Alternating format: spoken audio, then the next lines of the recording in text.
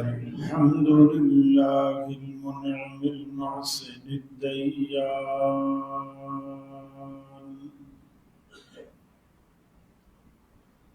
ذي الفضل والجود والإحسان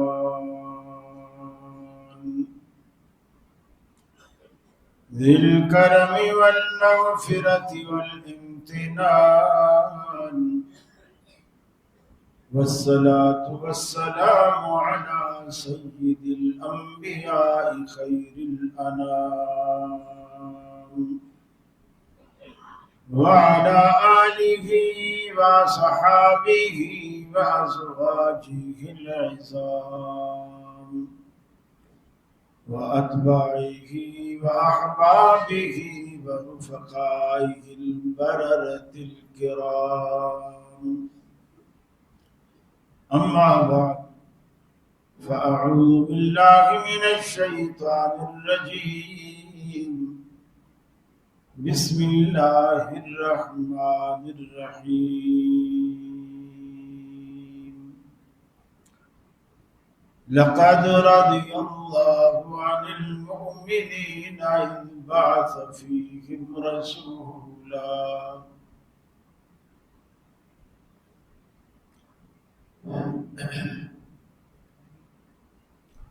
اللہ رب العالمین نے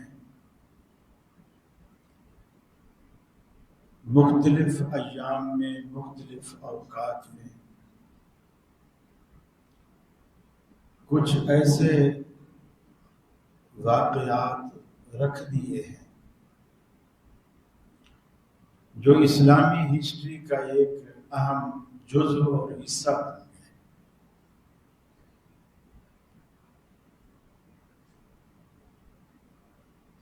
مسلک اہل حدیث کا دوسرا نام اہل سنت والجماعت ہے. سنت کا مطلب جو حدیث رسول کو سنت رسول کو فالو کرتے ہیں. والجماعت سے مراد ہوتا ہے کہ جو سنت کی تعبیر، سنت کی توضیح، سنت کی تشریح صحابہ کرام نے کی وہ اس کو فالو کرتے ہیں،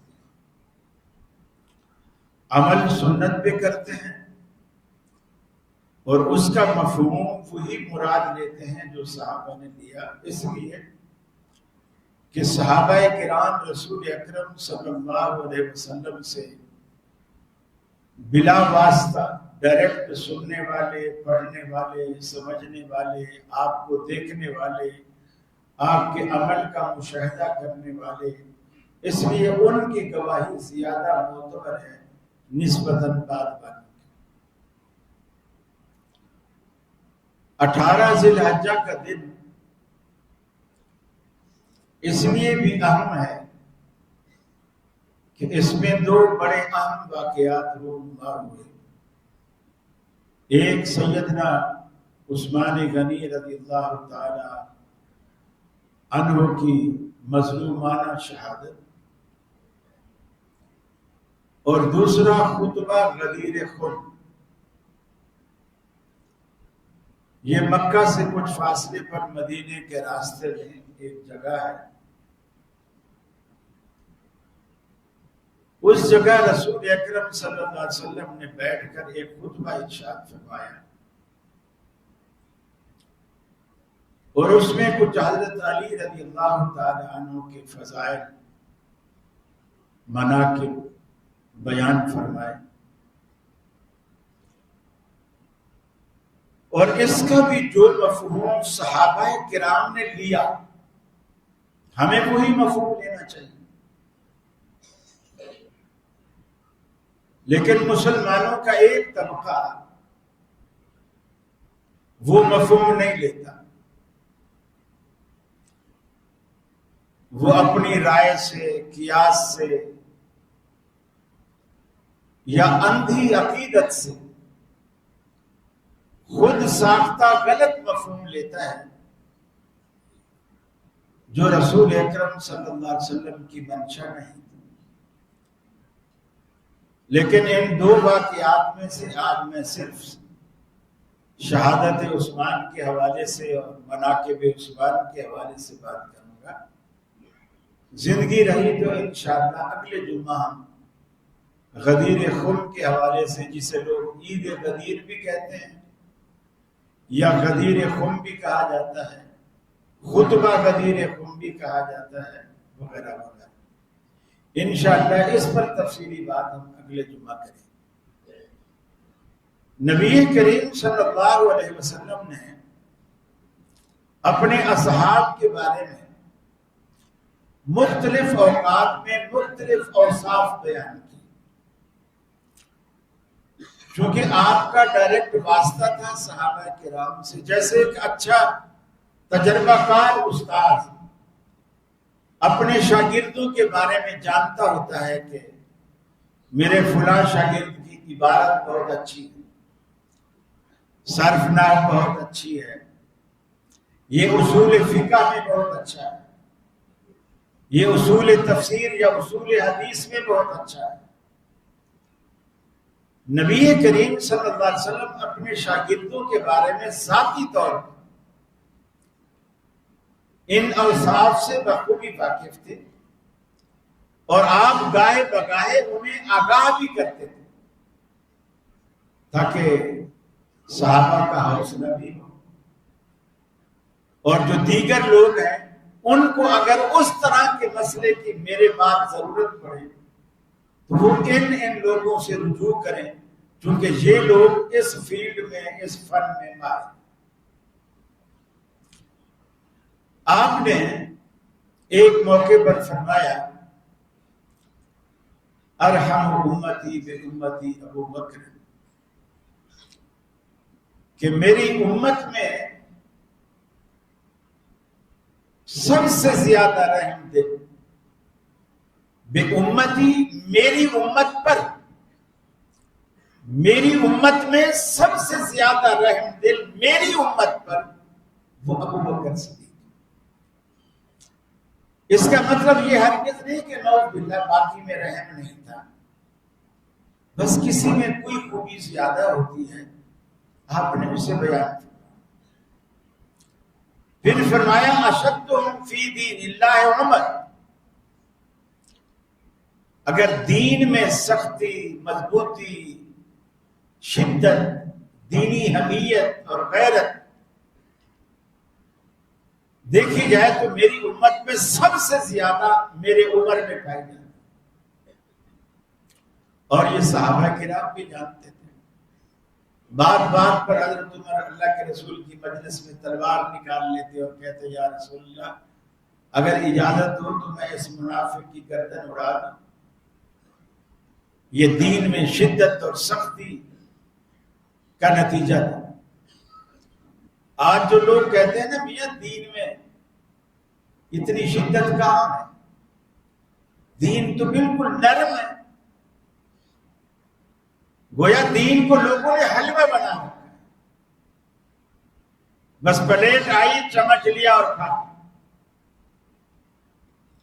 اللہ کے رسول فرماتے ہیں میرے دین میں سب سے زیادہ میری امت میں سخت عمر، اور آپ نے یہ بات گلے کے طور پر نہیں کہی، تعریف کے طور پر۔ یعنی ایک ہوتا ہے کہ بھی فلاں بندہ سخت ہے، ہم لوگ مذمت کر رہے تھے یار فلاں اور بھی بڑا سخت ہے۔ اللہ کے رسول نے اس سختی کو حضرت عمر کی تنقیص کے طور پر بیان نہیں کیا، بلکہ خوبی کے طور پر بیان کہ میرے عمر میں یہ خوبی ہے کہ دینی حمیت اس قدر ہے اس کے اندر کہ وہ بہت سخت ہے، دینی معاملہ لچک نہیں ہے اس کی، بس یا ہے یا نہیں ہے، بس یہ بیچ والی جیسے لوگوں نے نکالی بھی ہے نا، یہ بھی ٹھیک ہے وہ بھی ٹھیک ہے، یہ اس طرح کا معاملہ، بس یہی ٹھیک ہے، بھی ٹھیک نہیں، یہی ہی ٹھیک ہے۔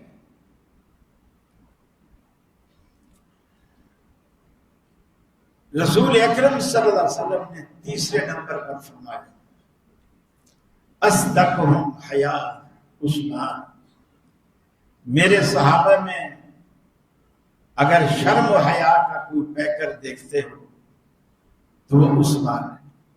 میرے عثمان کو دیکھو، شرم و حیا کے حوالے سے سراپا شرم و حیا۔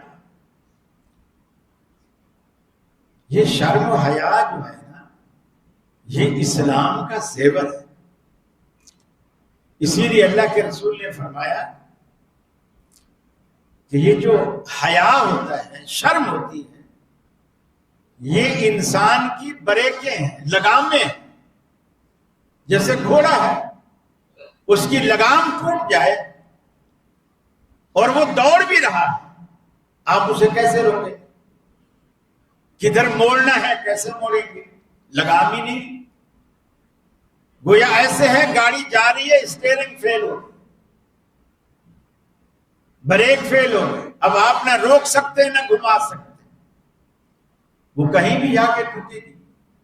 اسی لیے اللہ کے رسول نے فرمایا اذا لم تستحی فاصنع ما شئت، اے بندے جب تیرے اندر سے حیا کا جنازہ نکل جائے پھر تجھ پر کوئی روک ٹوک نہیں، فاصنع ما شئت، پھر جو تیرے دل میں آئے کر۔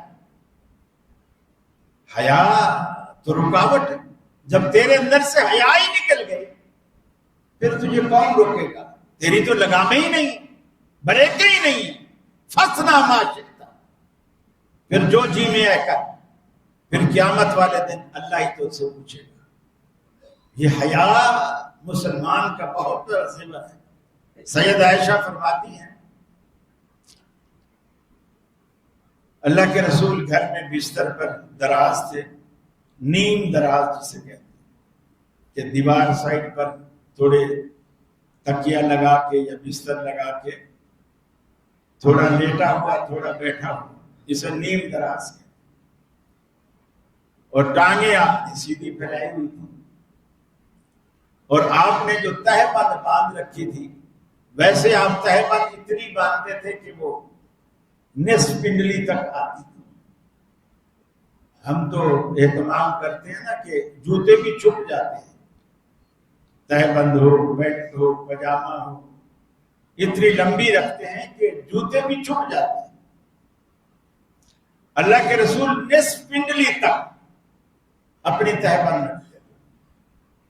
آپ نے ٹانگیں دراز کی ہوئی ہیں اور چادر آپ کی نصف پنڈلی تک ہے، پنڈلیوں کا آدھا حصہ گویا کھلا ہے۔ ابو بکر صدیق کا اجازت مانگی، آپ نے اجازت دے دی،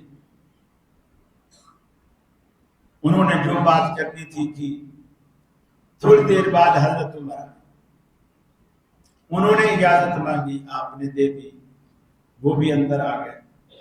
لیکن آپ نے اپنے جسم میں، اپنی حیت میں کوئی تبدیلی نہیں کی، یعنی جیسے لیٹے ہوئے اسی طرح لیٹے رہے۔ ابو بکر کے آنے پر بھی، عمر کے آنے پر بھی۔ کچھ دیر کے بعد حضرت عثمان غنی رضی اللہ تعالیٰ عنہ نے اندر آنے کی اجازت مانگی۔ آپ نے فرمایا اجازت دے دو، لیکن فوراً اٹھ کے بیٹھ گئے۔ وہ جو نیم دراز تھے نا، آپ سیدھے ہو کے بیٹھ گئے، اور وہ جو آپ کی پنڈلیوں سے چادر آدھی پنڈلی ننگی تھی، آپ نے ٹانگیں سکیڑ لی اور آپ نے کپڑے سے پوری پنڈلیاں ڈھک لی۔ حالانکہ حضرت عثمان آپ کے شاگرد بھی ہیں، صحابی بھی ہیں، داماد بھی ہیں، سسر کا رتبہ بہر کیف، اس اعتبار سے کہ سسر کا منزل باپ کے ہوتا ہے، داماد کا منزل بیٹے کے ہوتا ہے، اس اعتبار سے بھی دیکھا جائے تو اللہ کے رسول کا منزل باپ۔ پھر رسول اور صحابی کا رشتہ دیکھا جائے تو صحابی امت ہی ہوتا ہے، رسول تو ظاہر بات ہے ساری امت اس کی ہوتی ہے، امت رسول کے منصب کا مقابلہ نہیں کر سکتی۔ لیکن اللہ کے رسول نے حضرت عثمان کا احترام کیا، وہ سیدھے اٹھ کے بیٹھ گئے، پنڈلیاں ڈھانپ لی۔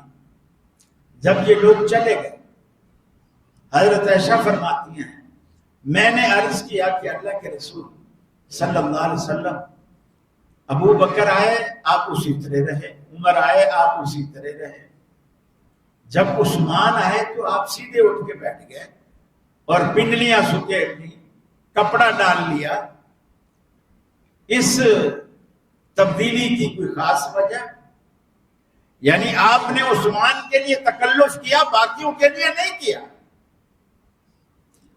نبی رحمت صلی اللہ علیہ وسلم نے فرمایا الا استحجی من رجل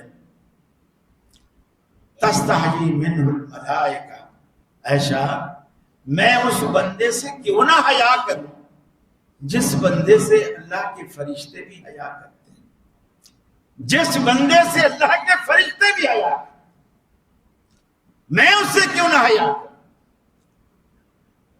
حضرت عثمان کا شرم و حیا مثالی تھا. خود حضرت عثمان فرماتے ہیں میں نے جب سے اسلام قبول کیا اور رسول اللہ کے ہاتھ پر بیعت کی، جس ہاتھ سے میں نے رسول اللہ سے بیعت کی ہے اس ہاتھ نے پھر کبھی میری شرمگاہ کو نہیں چھوا.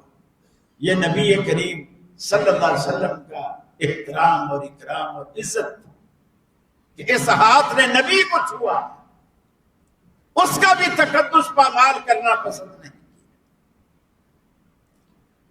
کبھی غسل بھی فرماتے ہیں. ہمارے ہاں تو آسانیاں ہیں نا کہ شاور کھولا اور برہنہ نیچے کھڑے ہو گئے. اس زمانے میں بھی غسل خانے تھے، بنائے جاتے تھے، اس سہولت کے ساتھ نہیں تھے، شاور نہیں تھے، بالٹی بھر لی جاتی، لیکن بند جگہ کا اہتمام ہوتا، کسی نہ کسی طرح پردہ کر دیا جاتا. لیکن حضرت عثمان ساری زندگی کبھی بغیر کپڑے کے غسل نہیں کیا، بغیر کپڑے کے کبھی غسل نہیں کیا، جب بھی نہائے کپڑے کے ساتھ. حالانکہ اکیلے بندے کا خود سے کوئی پردہ نہیں ہوتا.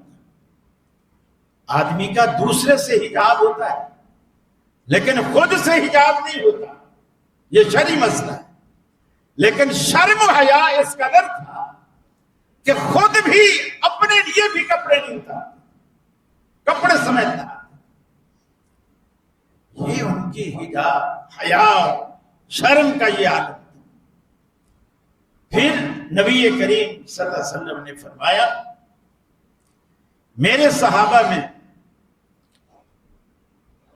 اقرأہم لکتاب اللہ ابی بن کعب، میرے صحابہ میں جو قرآن مجید کا بہترین قاری وہ حضرت ابی بن کعب رضی اللہ تعالیٰ عنہ. یہی وہ قاری ہیں جن کے بارے میں اللہ کے رسول نے کہا تھا کہ ابی، اللہ کہتا ہے کہ تو ابی سے قرآن سن، مجھے قرآن سناؤ. اللہ رب العالمین کو بھی ان کی زبان سے قرآن پڑھنا اچھا لگتا تھا.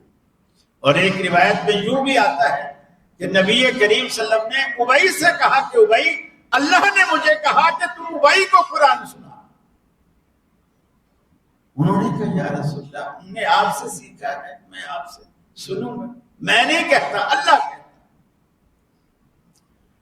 آپ نے فرمایا اعلمہم بالحلال والحرام معاذ بن جبل. اگر حلال اور حرام کا معاملہ دیکھنا چاہو کہ حلال کے مسائل، حرام کے مسائل، میرے صحابہ میں سب سے بہتر جاننے والا معاذ بن جبل. یہ الگ الگ خوبیاں ہیں صحابہ کرام، الگ الگ خوبیاں. جیسے آج دنیا میں یہ جی دل کا ڈاکٹر اچھا ہے، ادیب رضوی گردے کا ڈاکٹر اچھا ہے، فلاں جو ہے وہ ہڈی کا ڈاکٹر اچھا ہے، فلاں نیورو سرجن ہے. یہ مختلف فیلڈ ہے. صحابہ کرام نے دینی احکامات میں اسی طرح فیلڈ اپنا رکھے. کسی کو کس میں مہارت ہے، کسی کو کس میں مہارت.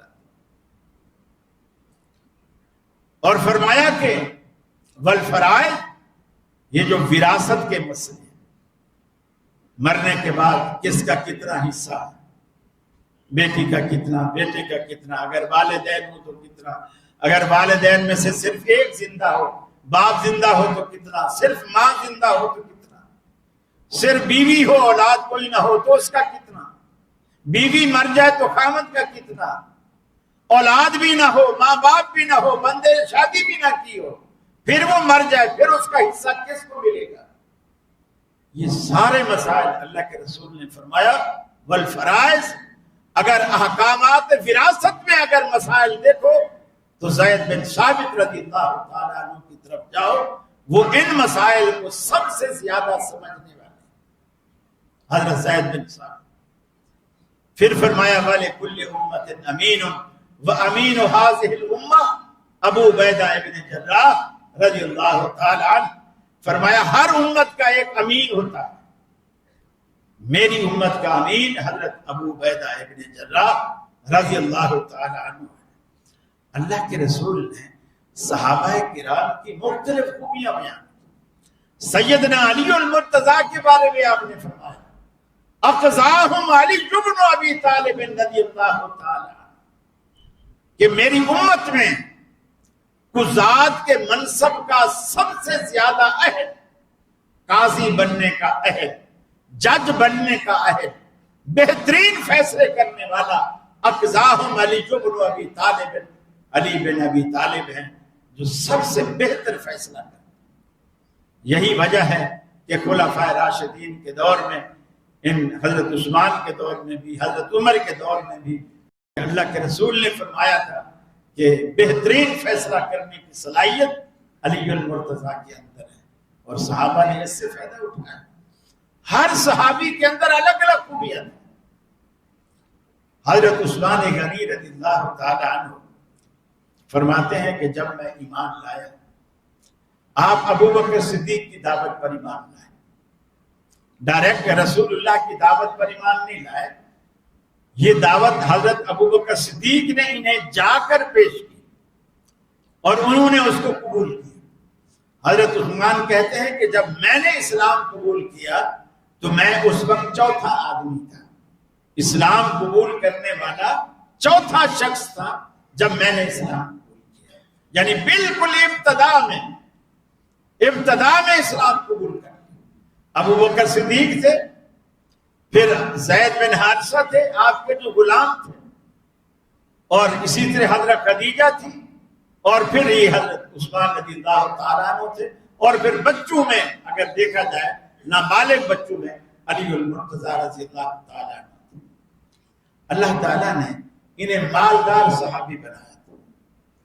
مالدار ہونا عیب نہیں ہے، یہ اللہ کی نعمتوں میں سے ایک نعمت ہے. اس لیے کہ آپ کو زندگی میں جب بھی کبھی کوئی ضرورت پیش آتی ہے، آپ کو کسی کے آگے ہاتھ نہیں پھیلانے پڑتے، آپ کو کسی کے آگے ہاتھ نہیں پھیلانے پڑتے. غربت میں آپ کو ہاتھ پھیلانے پڑتے، مانگنا پڑتا ہے. گھر میں ذرا سا تکلیف آ جائے جو روٹین سے ہٹ کر، آپ کے پاس دوائی لینے کے پیسے نہیں، یہ غربت ہے. جبکہ تونگری میں ایسا نہیں ہوتا، امریکہ تک علاج کے لیے جانا پڑے لوگ چلے جاتے ہیں، اس لیے کہ پرواہ نہیں، پیسہ بہت ہے، بہت ہے. تو یہ اللہ تعالیٰ نے یہ دولت بھی ایک انعام رکھا ہے. یہ نہیں ہے کہ آپ دولت نہ کمائیں، نہیں کمائیں، لیکن اس کا حق ادا کریں. جو اللہ نے آپ پر زکوٰۃ فرض کی ہے وہ زکوٰۃ دیتے رہے. اب آپ دیکھیے حضرت عثمان کو مالدار ہونے کا کیا فائدہ ہوا، کتنا فائدہ ہوا.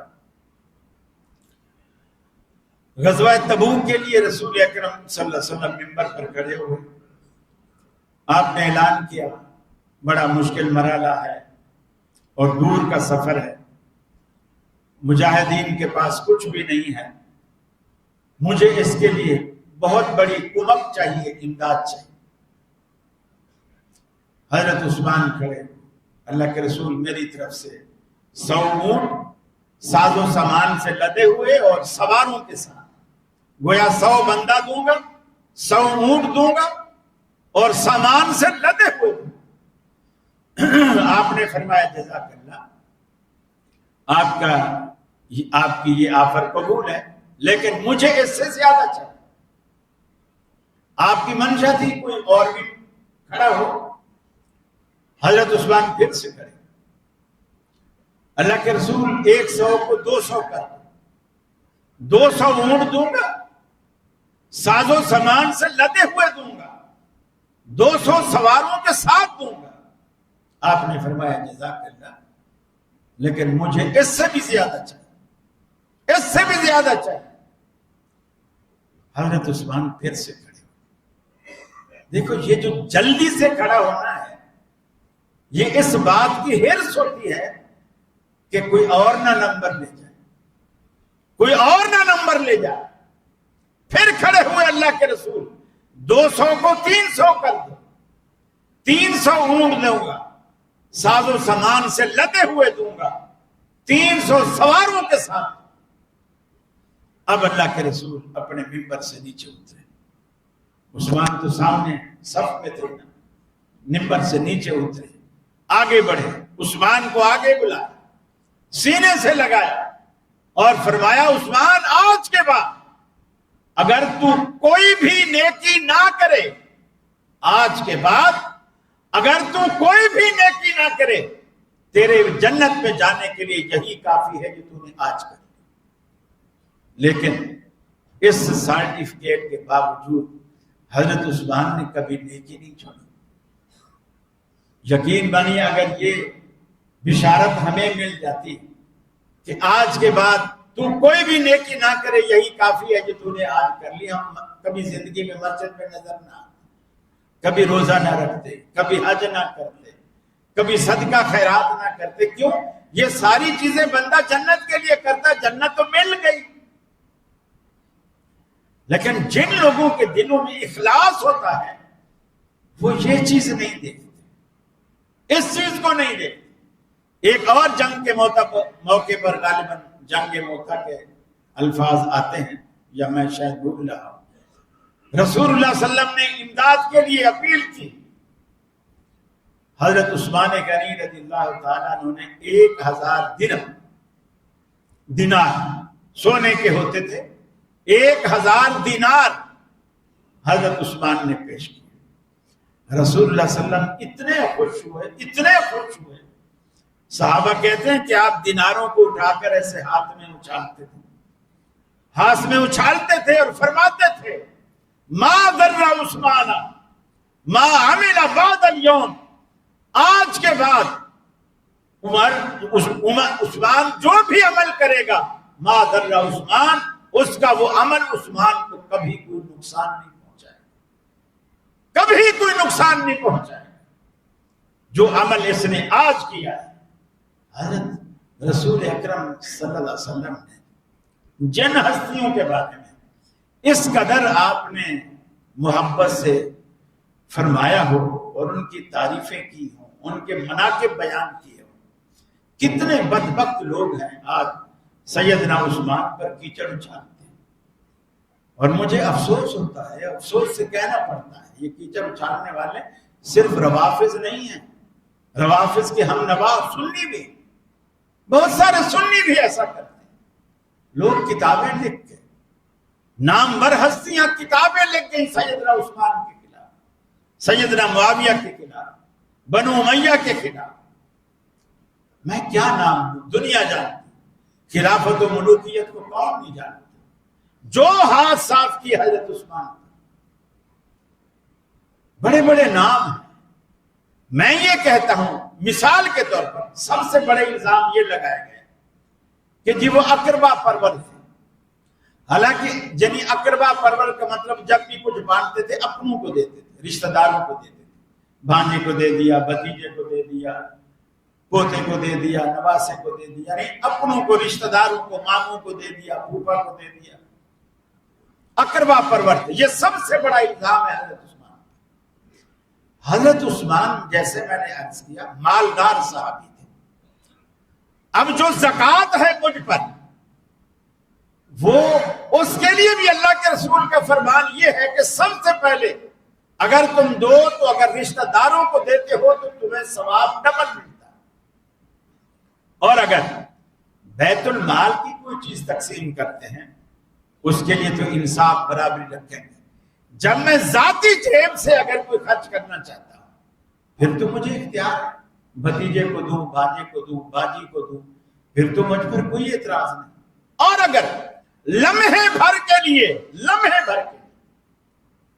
اگر اس اعتراض کو ویلڈ مان لیا جائے کہ جی درست ہے، وہ بالکل اقربا پرور تھے، یہ زیادتی کرتے تھے۔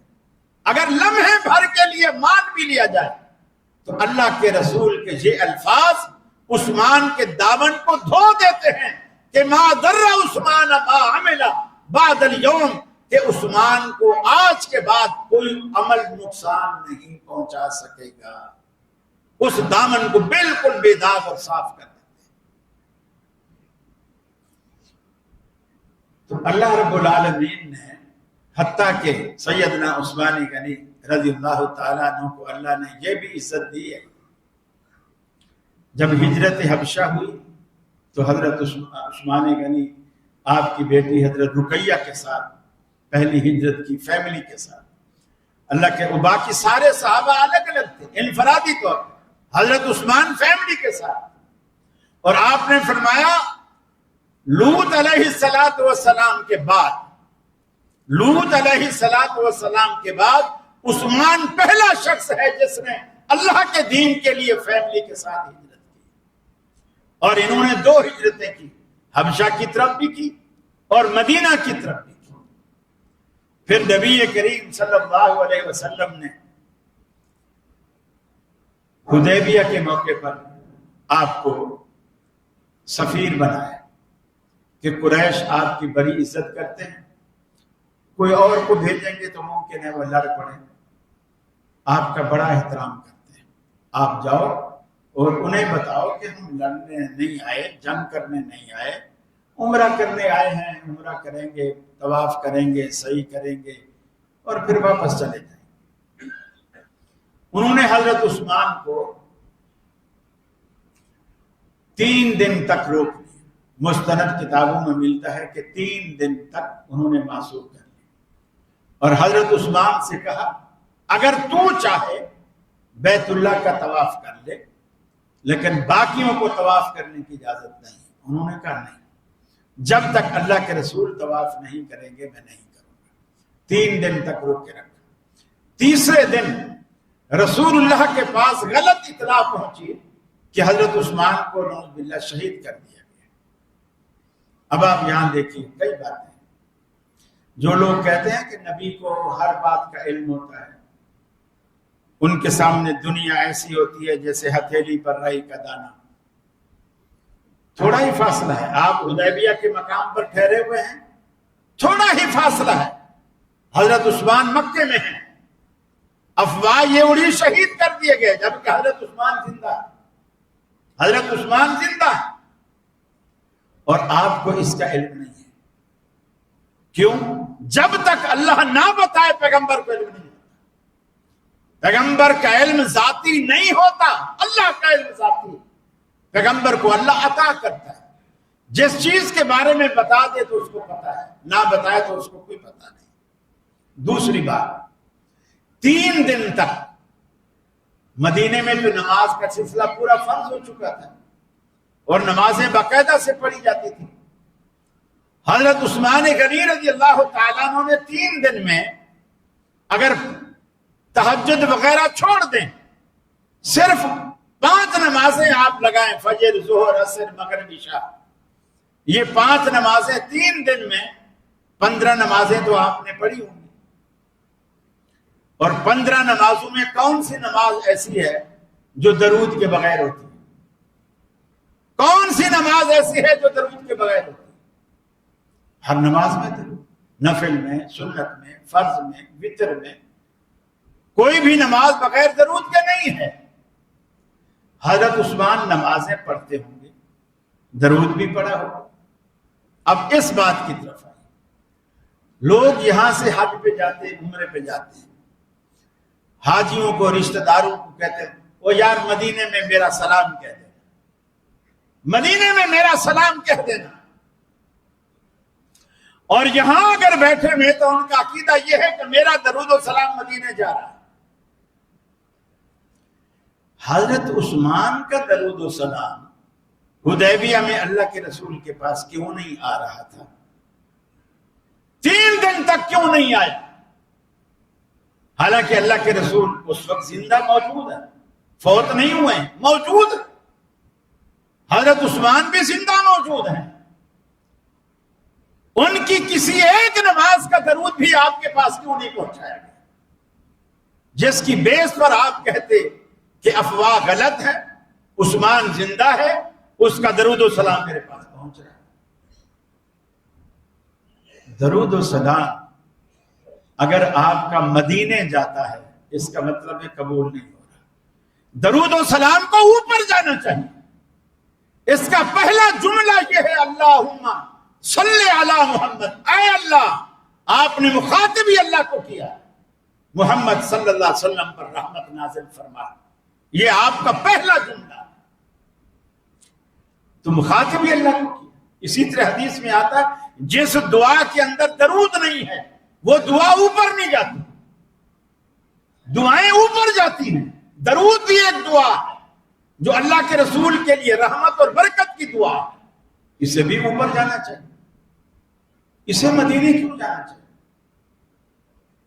سوچئے گا، آج نہیں، گھر میں جب آپ چلے جائیں تنہائی میں کہ کسی نے کوئی دماغ پہ دستک دی تھی، ضمیر کو جھنجھوڑا تھا، سوچئے گا اور پھر بات کو پلے باندھیے گا اگر سمجھ میں آ جائے تو۔ یہ کوئی فلسفہ نہیں ہے، بالکل عام فہم باتیں ہیں، ایک ان پڑھ بندہ بھی انہیں سمجھ سکتا ہے۔ خلوت میں بیٹھ کر انہیں سوچئے گا، اپنے عقیدے خراب نہ کیجیے، اپنے عقیدوں کو درست کیجیے۔ فرمایا لقد رضی اللہ عن المؤمنین اذ یبایعونک تحت الشجرہ، اللہ رب العالمین ان تمام لوگوں سے راضی ہو گیا جنہوں نے درخت کے نیچے بیٹھ کر آپ کے ہاتھ پر قصاص عثمان کی بیعت لی۔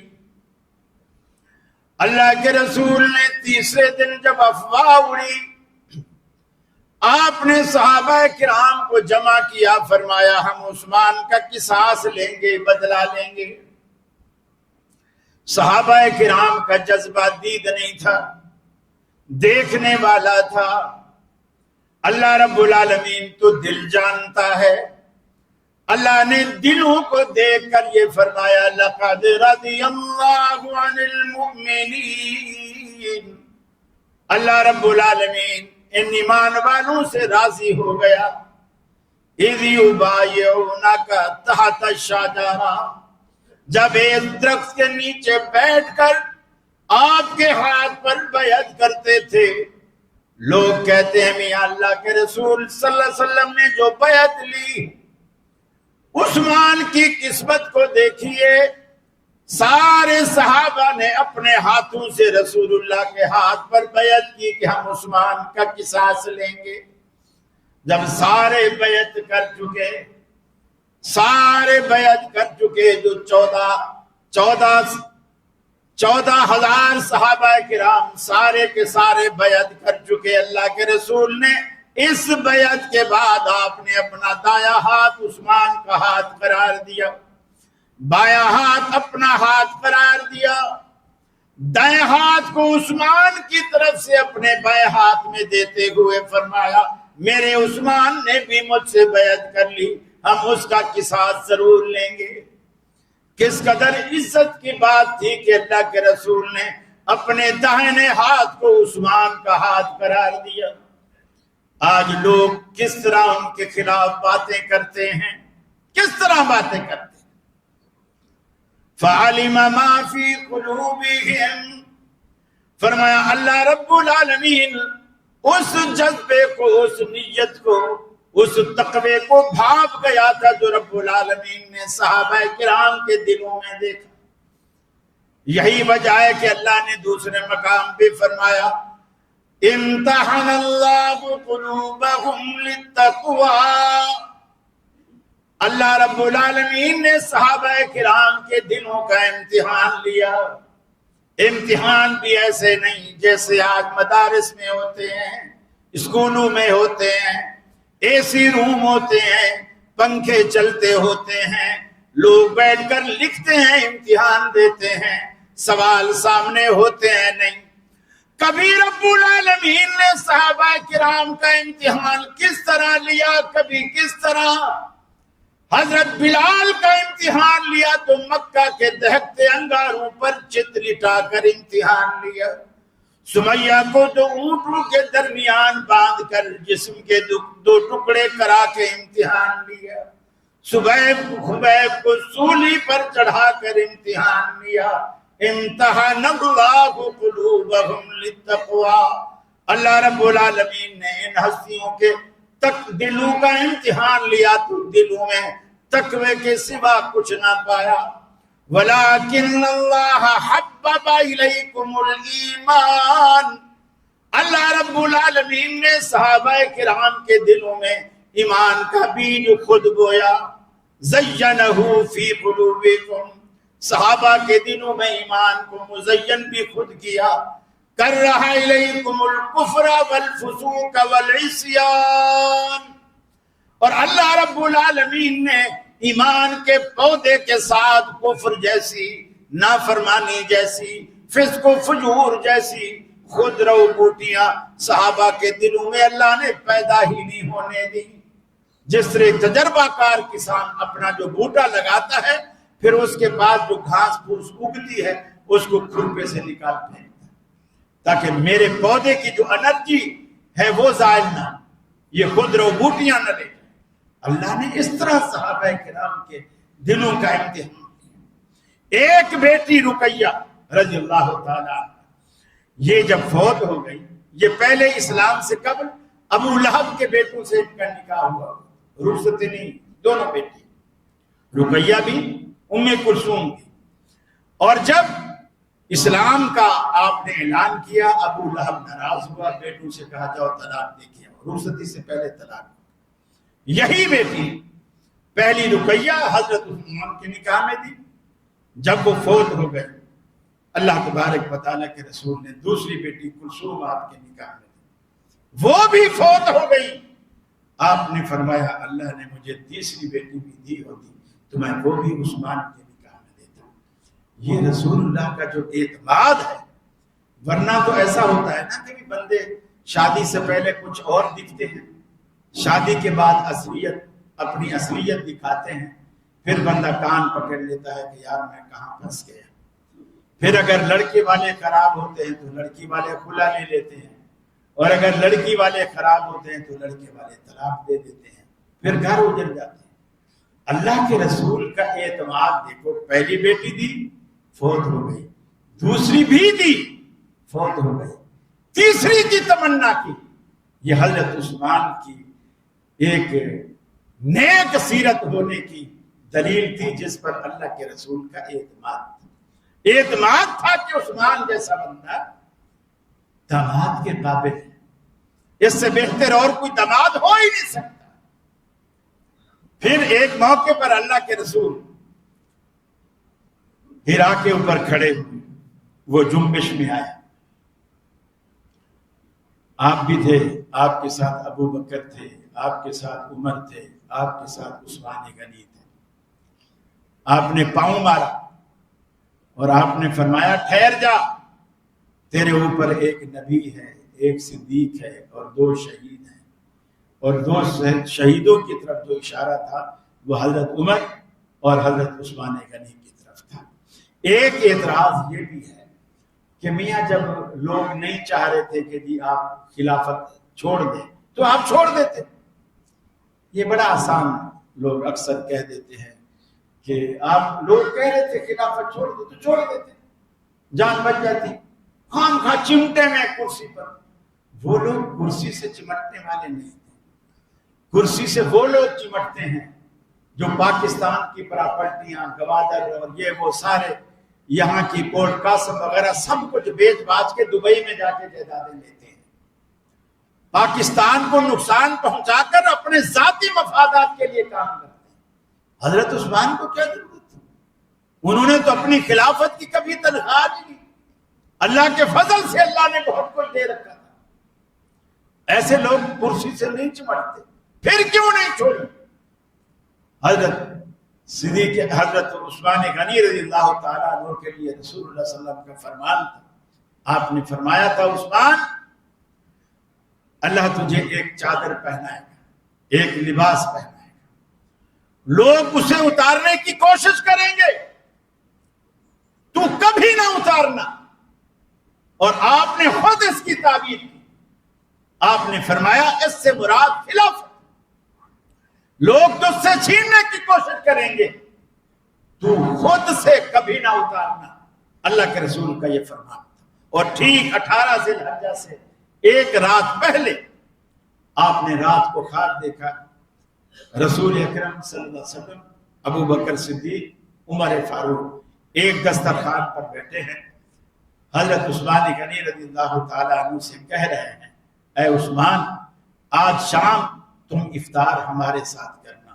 18 ذی الحجہ کو آپ روزے کی حالت میں تھے، اور دشمنوں نے، بلوائیوں نے، جس کے سرگنا عبداللہ بن سبا تھے، یہ جو یہودیوں کا، یہ اس وقت بالکل عبداللہ بن سبا ایسے تھا جیسے آج کے دور میں امریکہ ہے، دنیا کا مانا ہوا بدماش۔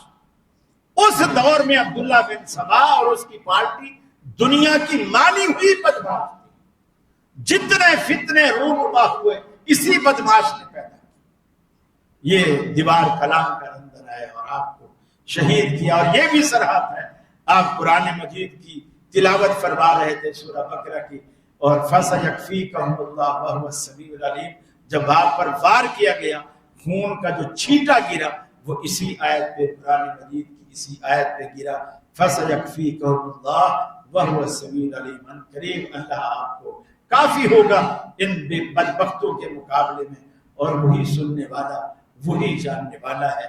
اور آپ نے ہمیشہ کے لیے اپنی جان آفری کے سپرد کی، اور یہ اسلامی خلافت کا تیسرا ستارہ اللہ رب العالمین کو پیارا ہو گیا اور ہمیشہ کے لیے ڈوب گیا، اور بلوائیوں نے جا کے سیدنا علی المرتضیٰ رضی اللہ تعالی عنہ کے ہاتھ پر بیعت کی۔ بہرحال انشاءاللہ اگلے جمعے ہم غدیر خم کے حوالے سے بات کریں گے، قرآن و سنت کی روشنی میں، اور اس کے اصل حقائق آپ کے سامنے واضح کریں گے۔